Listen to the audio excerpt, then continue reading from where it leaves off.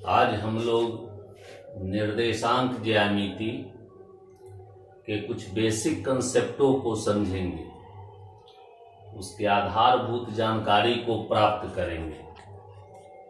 निर्देशांक ज्यामिति किसी बिंदु का तल पे प्रदर्शन कैसे किया जाए या प्रदर्शित बिंदु का हम अध्ययन किस प्रकार करें, कहाँ अवस्थित है, कैसी उसकी प्रकृति है, जानने के लिए किया जाता है। इसके लिए हम अपने तल को दो अक्षों के द्वारा, और ये दोनों अक्ष परस्पर लंबवत होने चाहिए। एक अक्ष आधार रूप से परी हुई और दूसरी अक्ष लंबवत रूप से खड़ी हुई। दो अक्षों के द्वारा पूरे तल को चार भागों में बांट देते हैं।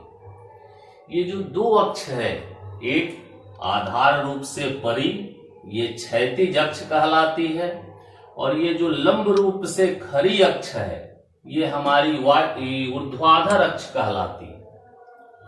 इस क्षैतिज अक्ष को हम लोग x से सूचित करते हैं, निरूपित करते हैं, तथा ऊर्ध्वाधर अक्ष को y से निरूपित करते हैं। और इस तरह से हम इस अक्ष को x अक्ष भी, जो क्षैतिज अक्ष है हमारा, और ऊर्ध्वाधर अक्ष को y अक्ष भी कहते हैं, कह सकते हैं।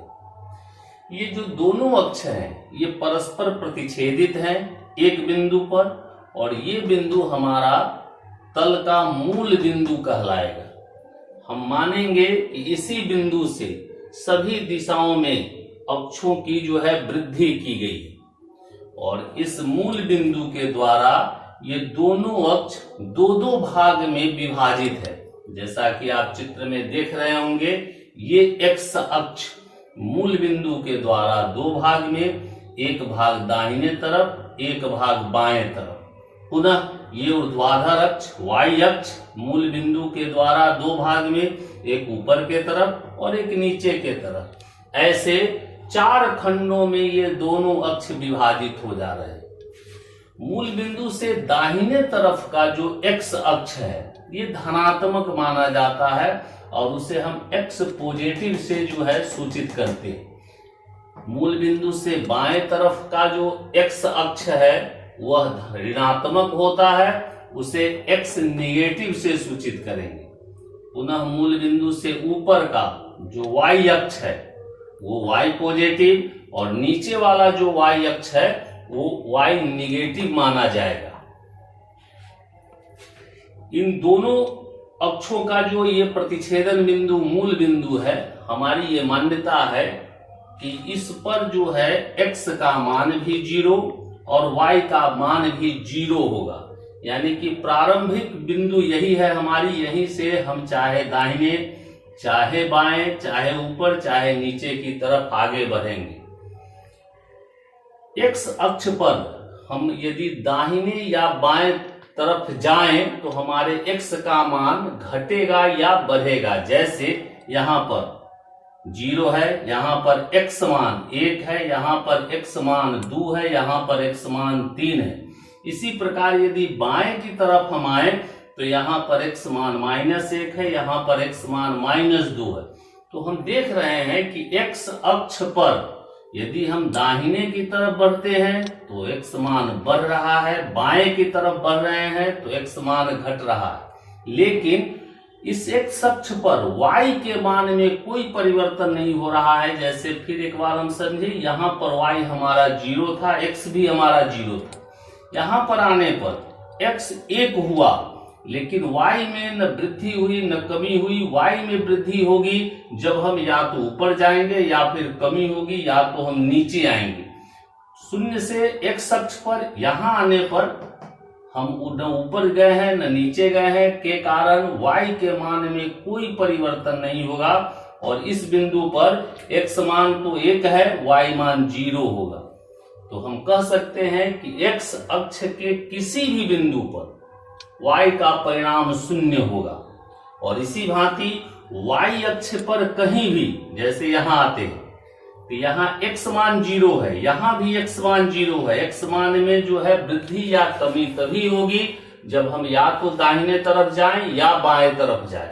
लेकिन अगर हम मूल बिंदु के सापेक्ष अगर हम यहाँ आते हैं तो न हम दाहिने गए हैं न हम बाएं गए हैं, इस कारण न x के मान में वृद्धि होगी न x के मान में कमी होगी, हाँ y के मान में वृद्धि होगी। तो अगर इस बिंदु को जो चित्र में प्रदर्शित है आप देख रहे होंगे, अगर इसका हमको निर्देशांक बताना हो तो इस बिंदु का x मान 0 और y मान 1 होगा। जबकि अगर इस बिंदु का निर्देशांक बताना हो तो इस बिंदु का x मान 0 और y मान -2 होगा। किसी बिंदु का जो निर्देशांक है हम दो संख्याओं द्वारा प्रदर्शित करते हैं और ये दो संख्याएं क्रमशः एक x मान का प्रतिनिधित्व करती है और एक y मान का प्रतिनिधित्व करती है। किसी भी बिंदु के x मान को हम भुज कहते हैं और उसके y मान को हम कोटि कहते हैं। अब अगर कोई बिंदु है, यहाँ पर थोड़ा सा जो दर्शाया जा रहा है, अगर P कोई बिंदु है जिसका हम निर्देशांक प्रदर्शित करते हैं 2, 3 या फिर अलग लिखें तो 2P का जो निर्देशांक है 2, 3 है। इसका अभिप्राय है कि P का x मान 2 और इसका y मान 3 होगा। तो फिर से जरा इस पर आप नजर डालिए कि किसी भी बिंदु के x मान को हम भुज और y मान को कोटि कहेंगे। x अक्ष पर x का मान परिवर्तित होगा लेकिन y का मान सदैव 0 होगा और y अक्ष पर y का मान परिवर्तित होगा परंतु x का मान सदैव 0 होगा। अब इन दोनों अक्षों के जो टुकड़े हैं के बीच का भाग, जैसे एक भाग ये, पहला भाग हम इसको कह सकते हैं, दूसरा ये, तीसरा ये, चौथा ये, चतुर्थांश कहलाएगा। और हमारी गिनती यहां से प्रारंभ होगी तो हम इसको प्रथम चतुर्थांश कहेंगे, ये द्वितीय चतुर्थांश, ये तृतीय चतुर्थांश और ये चतुर्थ चतुर्थांश। प्रथम चतुर्थांश का निर्माण आप आकृति में देख रहे हैं कि x के धनात्मक अक्ष और y के धनात्मक अक्ष के बीच हुआ है और इस कारण प्रथम चतुर्थांश में उपस्थित किसी बिंदु का जो नेचर होगा, प्रकृति होगी, वो प्लस प्लस की होगी, अर्थात उसका x मान भी धनात्मक होगा और y मान भी धनात्मक होगा। अगर द्वितीय चतुर्थांश की बात करें तो इसका निर्माण x के ऋणात्मक तथा y के धनात्मक अक्ष से हुआ है और इस कारण इस चतुर्थांश में बिंदु की प्रकृति माइनस प्लस की होगी, अर्थात इस चतुर्थांश में स्थित किसी बिंदु का x मान ऋणात्मक और y मान धनात्मक होगा। तृतीय चतुर्थांश में किसी की बिंदु माइनस माइनस की होगी क्योंकि इस चतुर्थांश का निर्माण x के ऋणात्मक तथा y के भी ऋणात्मक अक्ष से ही हो रहा है। और चतुर्थ चतुर्थांश की बात करें तो चतुर्थ चतुर्थांश की प्रकृति प्लस माइनस की होगी क्योंकि इसका निर्माण x के धनात्मक और y के ऋणात्मक अक्ष के मिलने से हुआ है। तो इससे हमें सुविधा ये होगी कि यदि किसी बिंदु का निर्देशांक हमको दिया जाए तो उन निर्देशांकों के नेचर से हम जो है तय कर लेंगे कि उस बिंदु को हम कहाँ प्रदर्शित कर सकते हैं या तल पे वो बिंदु हमारी कहाँ होगी। जैसे अगर हमसे एक प्रश्न पूछा जाए कि 2-3 की बिंदु कहाँ अवस्थित होगी, तो 2-3 जैसा कि पहला मान है 2 और हम जानते हैं पहला मान x को निरूपित करता है, तो 2x है धनात्मक और फिर 3 तो ये y है ऋणात्मक।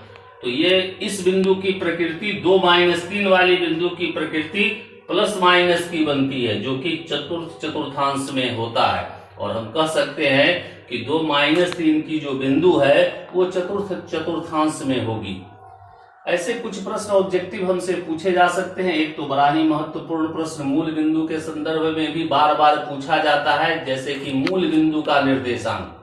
तो हम लोग जो है ना इसको हमेशा याद रखें कि मूल बिंदु का निर्देशांक 0, 0 होता है और x अक्ष पर y मान 0 और y अक्ष पे x मान 0 होता है।